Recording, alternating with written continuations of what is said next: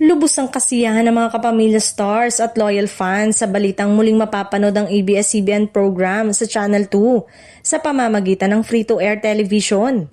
Matapos ang ilang taong pagkawala ng network sa tradisyonal na TV, itinuturing ito ng marami bilang simbolo ng pagbangon at patuloy na laban ng kapamilya para maihatid ang serbisyo at aliw sa mas nakararaming Pilipino. Sa social media, agad na nagtrending ang balita matapos magpahayag ng tuwa ang iba't ibang kapamilya artist. Marami sa kanilang nagbahagi ng pasasalamat at emosyonal na mensahe. Sabay sabing, mas espesyal ang pagbabalik dahil mas marami na namang kababayan ang maaabot ng kanilang mga palabas. Para sa mga artista, hindi lamang ito pagbabalik sa TV kundi pagbabalik ng koneksyon sa masa. Hindi rin maitago ang excitement ng mga fans na matagal nang sumusuporta sa ABS-CBN.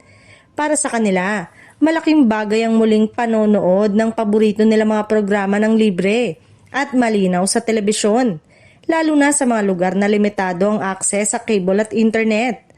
Marami ang nagsasabing parang kumpleto na ulit ang bahay kapag may kapamilya show sa Channel 2.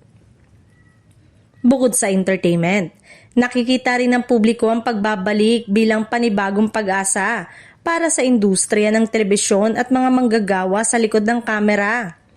Ayon sa fans, ang ABS-CBN ay patunay ng tibay at dedikasyon sa kabila ng mga pagsubok, kaya't ang bawat hakbang pabalik sa Free TV ay itinuturing na tagumpay, hindi lang ng network kundi ng mga manonood din. Sa kabuuan, ang pagbabalik ng ABS-CBN sa Channel 2 ay nagdulot ng saya, pag-asa at nostalgia sa kapamilya stars at fans.